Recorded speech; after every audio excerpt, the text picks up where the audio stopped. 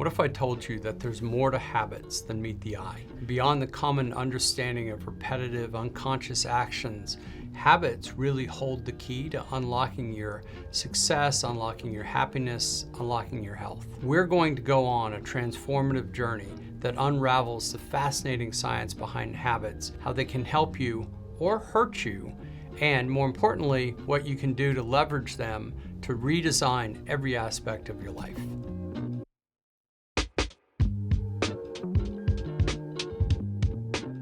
If you had to choose one word to describe habits, what would it be? You might be thinking about words like automatic or involuntary or subconscious. I mean, after all, habits make up somewhere between 40 and 70% of our daily actions. At the very least, they don't require a lot of cognitive effort. A habit is a learned behavior, it's not a reflex. It's something you learn, but once you learn it, it requires very little conscious effort. The way you think, decide, and behave on a day-to-day basis happen mostly automatically by your habits. I'm going to add another word to this list, and that word is primal. So one of the reasons why I describe habits as primal is because they've been around as long as we have. They're over 200,000 years old. All animals, including humans, have habits. There are two main reasons why habits have persisted since the very beginning of human time. The first is that humans, like other animals, develop habits to automate certain common tasks. So this frees up our attention for other actions. The second reason habits are so valuable is because they conserve energy. Eons ago, we lived in a world of scarcity. Conserving energy was incredibly critical to survival. A normal brain, human brain, is about 2% of the total human's weight. That same brain consumes 10x or 20% of the body's energy. Of all of our organs, the brain uses the most energy relative to its size. The brain uses twice as much energy as the heart, which is pretty incredible, and it uses the same amount of energy as the entire muscular system. So if we save mental energy, that's a really good thing because we don't have to pay attention to every single behavior, which means we can pay attention to other things. So let's dive deeper into the science of habits. So habits involve the formation and reinforcement of neural connections in the brain. Initially, we're trying to learn new habits. It requires a lot of effort, a lot of willpower, a lot of thinking. And typically, this uses a part of the brain known as the prefrontal cortex, which is responsible for some of our more deliberate thoughts and actions. As the neurons in the habit continue to fire together, they start to wire together, and this is known as Hebbian learning, after the Canadian psychologist Dr. Donald Hebb. As habits become even more automatic, the production of the behavior shifts from the heavy prefrontal area, prefrontal cortex, to a part of the brain that's responsible for, among other things, motor planning, habit formation, and execution. This area of the brain is called the basal ganglia. But this isn't where habit formation ends. Once the habit is well learned, the basal ganglia hands off a lot of the duties to the sensory motor cortex. So the sensory motor cortex has two basic parts. As the name implies, it's the sensory cortex, which receives signals from the environment and from our body.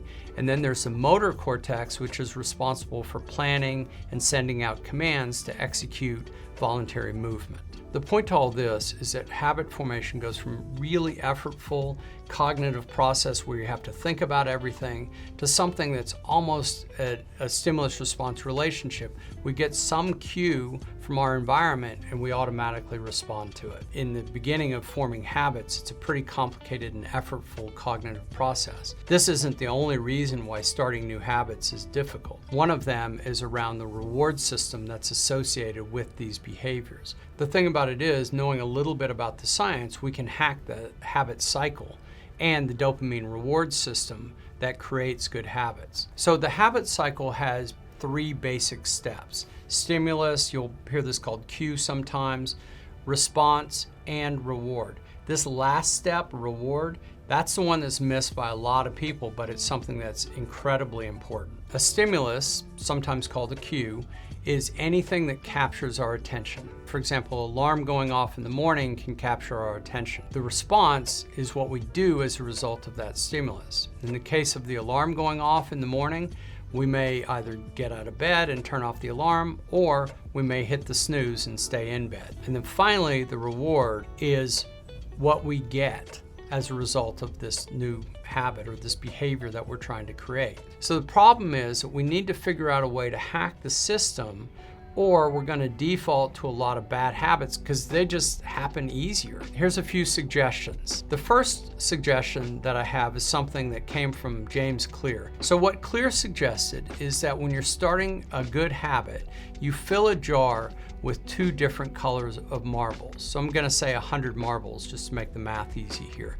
90% or 90 of the marbles are white and 10% of the marbles are black. After you complete the task, let's say you go to the gym, when you come home, without looking, you just pull a marble out of the jar. If the marble's white, you receive no reward. If the marble's black, then you receive a reward. This is called a variable reward schedule.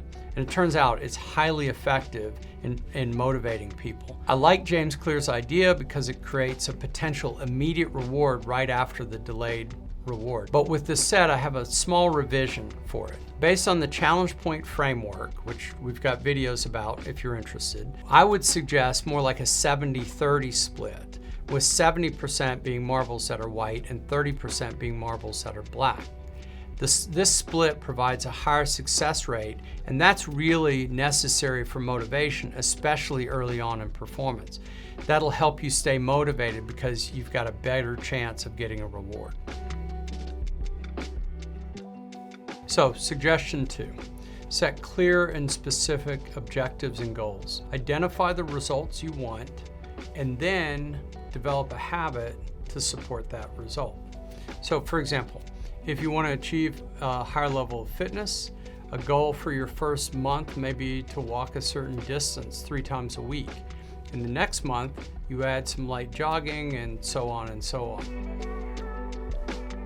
Suggestion number 3, the when-then strategy, which I think is simple and powerful. You basically have the statement, when I blank, then I will blank. So I had a friend who was super busy at work, and so much so that when he went into his 3-year-old son's room to tell him good night, he felt really distracted because he was still thinking about work. We created a when-then habit system for him to solve this problem. When I walk through my son's doorway, then I will look at him and be very present in that moment. So the walking through the doorway was the stimulus.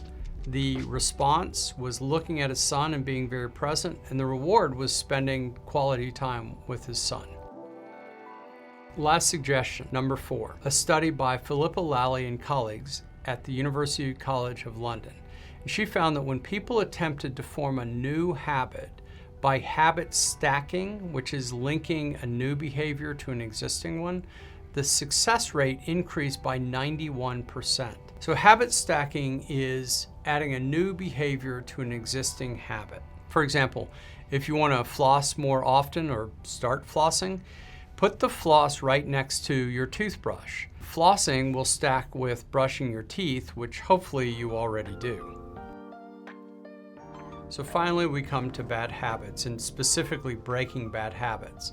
So I'm going to give you 2 ideas. One of them will seem pretty obvious, and the second will seem kind of crazy. The one that seems obvious is that you think about the triggers for your bad habit and you preload decisions about that trigger. Let me give you an example of this that unfortunately I do. I'm watching Netflix, I'm watching a series, and I've watched a couple of them. I know I need to go to bed, but then I see the one episode ends and it says next episode, and I can see the time bar going to the next episode. And my bad habit is to say, I'll just watch 5 minutes of this.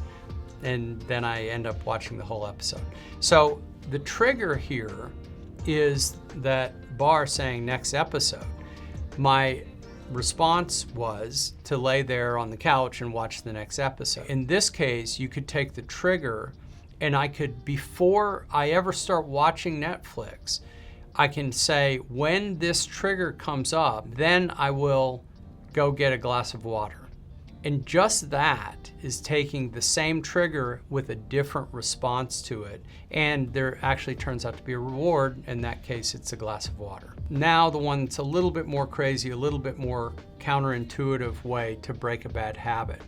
So when you recognize that you've just exhibited a bad behavior, then follow it by a good behavior. So in this case, recognition becomes really important as well. Again, I'm going to use the example of picking up a phone at a stoplight. Rather than getting mad at yourself to do this, instead, try to remember all the words in Italian that you've been studying. I've been trying to study Italian, so this just comes to mind. It sounds a little bit crazy, but so I pick up my phone, I'm like, and then, I put down my phone or something. Instead, I pick up my phone and I think, molto bene.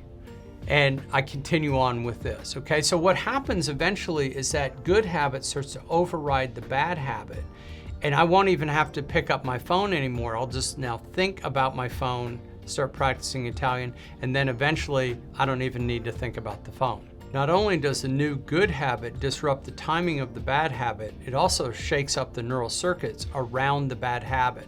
Remember way before when we talked about Hebbian learning, neurons that fire together, wire together? Well, we're shaking that up.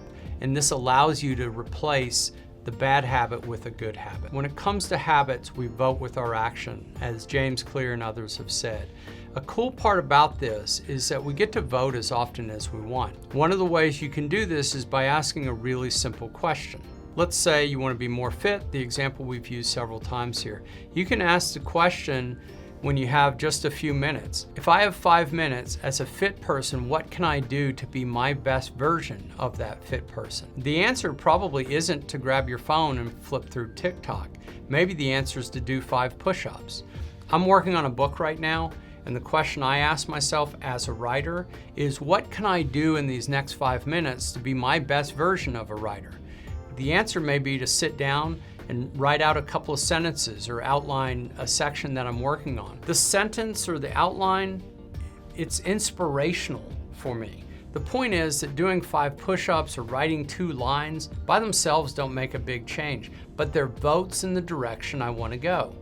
These votes add up, and when I think of myself as a writer or as a fit person and behave as a writer or a fit person, that gets me to go in the direction I want. That rewards me for what I want to be rewarded for, moving in the right direction. So in case you're interested, one of the really important steps is kind of get a sense of what your habits are.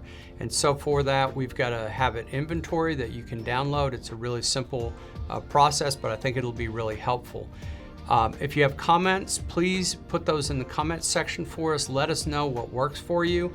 If you've adapted some things for yourself, that would be great. As always, we're grateful for your time and attention. Hope that this video was helpful for you.